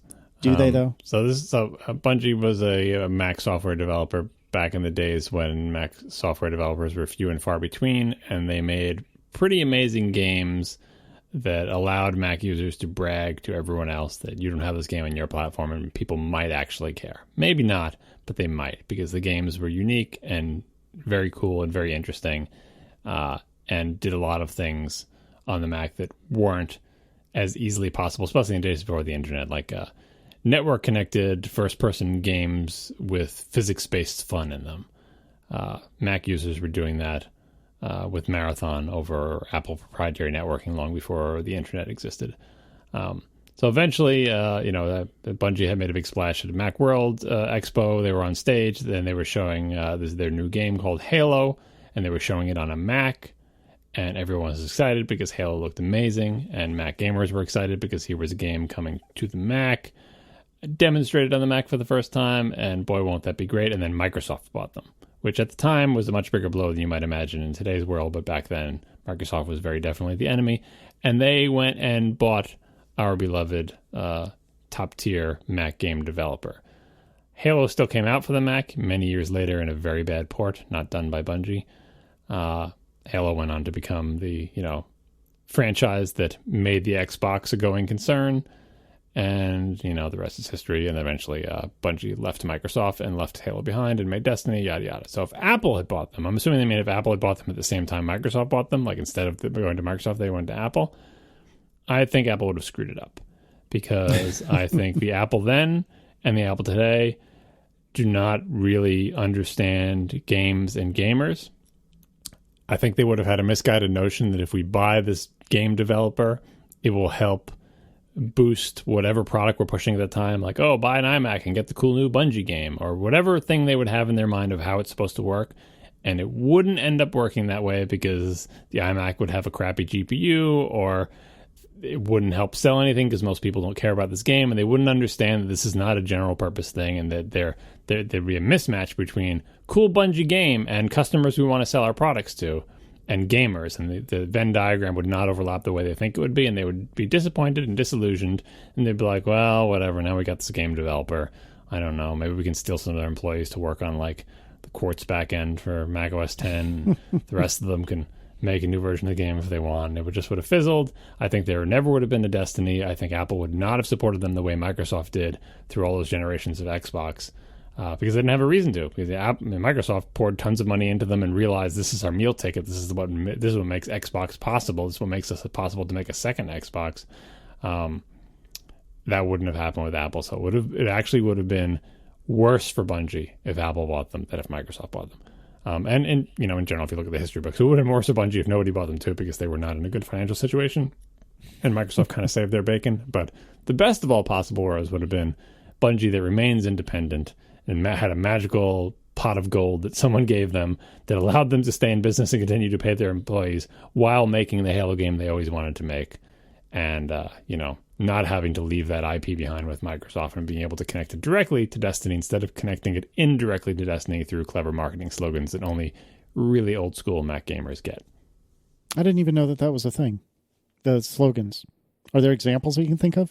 Pathways Out of Darkness was one of the title cards on the first reveal of Destiny, and that is a play on Pathways into Darkness, which was one of their very first or one of the very early games for the Mac, which was itself connected to Marathon, which was itself connected to Halo, and is connected to Destiny only in ways that lawyers can't prove. All right. Thanks to our sponsors this week, Squarespace, RXBAR, and AfterShokz, and we'll talk to you next week. Now the show is over, they didn't even mean to begin, 'cause it was accidental. Oh, it was accidental. John didn't do any research, Marco and Casey wouldn't let him, 'cause it was accidental. Oh, it was accidental.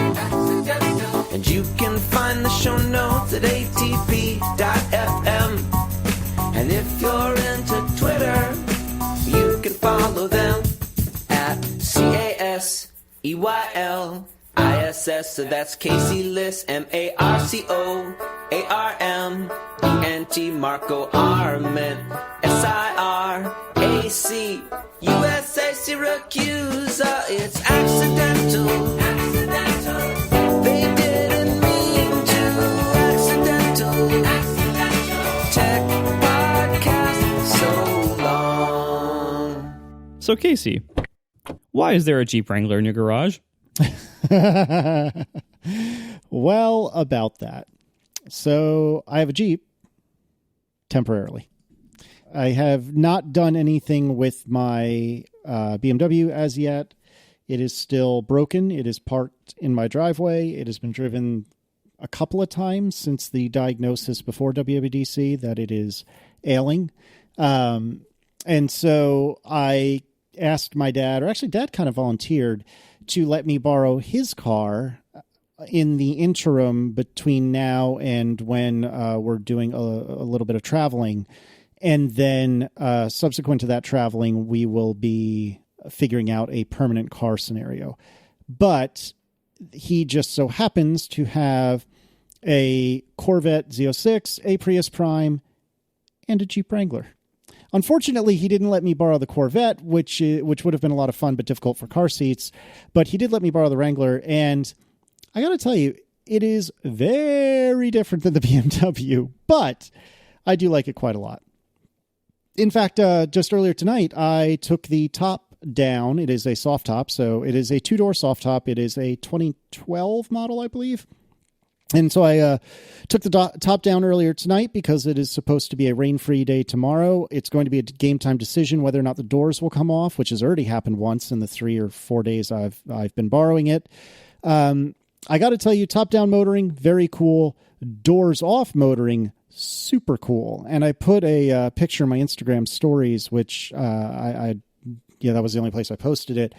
But let me see if I can find it real quick. Where's my phone? But it said it was a warning sticker that was on the headliner of the soft top.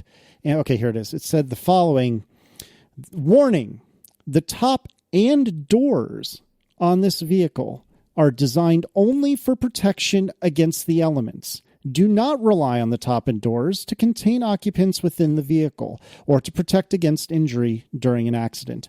Wear seat belts at all times, which I thought was kind of scary and also awesome all at the same time. Not particularly awesome. Yeah, Remember when I doesn't sound told that you awesome. that side impact, like just look at those doors. You're like, oh, it's fine. They have to pass the same crash test. This thing has a warning label telling you the doors do nothing.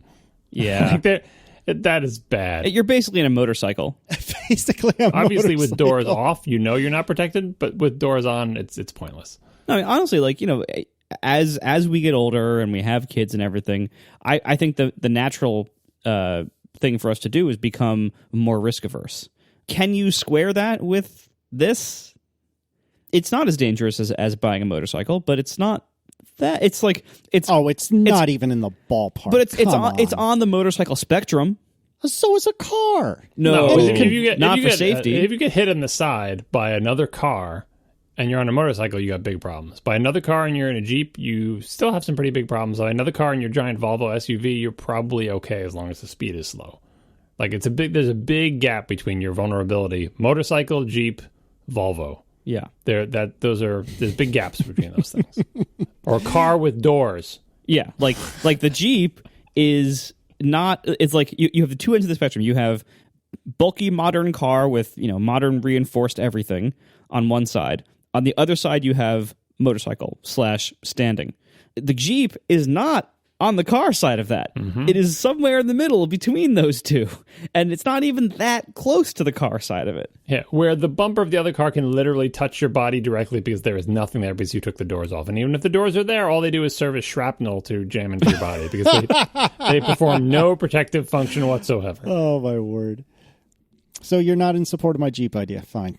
I see how it is. Get a Jeep Grand Cherokee probably has pretty good side impact protection. Well, that's not really a Jeep. Excuse me, the IIHS safety rating is M, which I'm going to assume is medium. Oh no, it's marginal. Never mind. No, it means M for mature. M for motorcycle. No, it's for marginal. Apparently, you big jerks. Marginal. Front was good. Is marginal the worst it gets? Side, no. There's also poor. Oh, okay. That's motorcycle. Yeah, exactly. No, it says this is small overlap front, driver's side, good. Passenger side, not rated. Moderate overlap front, good. Side, moderate. Well, the thing is, those tests are very regimented and only test one specific kind of impact that the manufacturers know that they're going to be subjected to at a particular angle, a particular height, a particular force. Real accidents are not like that. Real accidents sometimes is the grill of a Cadillac Escalade coming into your shoulder blades. Like, it's not, the world is not as neat and tidy as that. And so those tests are partially designed to say, look, we understand the door goes across the entire car, but we're only going to hit it at this height here. And we think that's a good stand-in because it's a reasonable place to hit it. But for the Jeep, understanding that, okay, there is nothing structurally protecting you in this area, and it just so happens that the side impact thing hits on this area where there is structure protecting you, you better hope someone hits just right in that area, because if they don't, they're just going directly into you or, your occupants or whatever. So I'm not a fan of that car in terms of safety. But anyway, but it's a lot of fun. It is big, it is slow, it is heavy, it is loud. Oh, is it loud? And I've been in again, this is a 2012. The chat room is very concerned about the color of the car. Dad's first Jeep was white. His second Jeep was white. This one is red with a black soft top. In any case, the brand new Jeeps, the JL Wranglers, are considerably quieter on the inside than this one is. This one is a JK Wrangler, which is a model designation, and it is fairly loud. It is luxurious for a Jeep Wrangler, which is to say it is not terribly luxurious at all, but it is a tremendous amount of fun. And it also has what they call the Sunrider soft top, which means, and the hardtop has something vaguely similar to this, or maybe it's like T-tops in the hardtop. But in the Sunrider soft top, what that means is you can you can unpop the mounts that are basically in front of the driver and the passenger, and just flop the front, I don't know, foot and a half of the top back, and so you've kind of created almost a sunroof for you, or almost really a targa top for yourself, without having to remove any windows or fold the actual soft top down or anything like that. But yeah, I put the top down, like I said earlier tonight.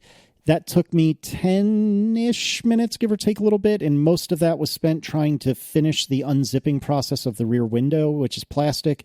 It's just, 8 years on, or however long we've had this car, 7 years on. It's just a little difficult to unzip. I have seen, again, the JL Wrangler soft top is much, much, much nicer, much, much easier to use. And this was about 10 minutes to put it down. It would be roughly the same to put it back up. So I am still sitting here now thinking about getting a Wrangler if I end up replacing the BMW, which is the plan. And that being said, in mid-July, it sounds like I am getting my next press car, which I think I've told you to, and I will not share on the show at this time. But in mid-July, I should be getting another press car, and that press car is within the realm of affordable in a way that the Alfa Romeos very much were not. And thus, that might change everything in my whole Wrangler idea, because this press car is something that is small, fast, and not exceedingly expensive. So it has doors. And has doors. Minor detail, yeah. Minor detail. So might include some safety.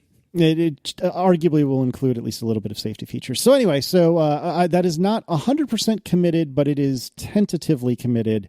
So that will be my first real act as a unemployed fellow, is to do the Casey on cars on that automobile. So look forward to that, hopefully at the end of July, by the time I get the car, film, edit, etc.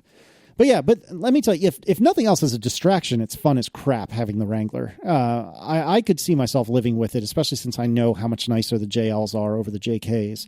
But yeah, it is not as safe as some other cars on the road for sure. Like any of them. Mm-hmm.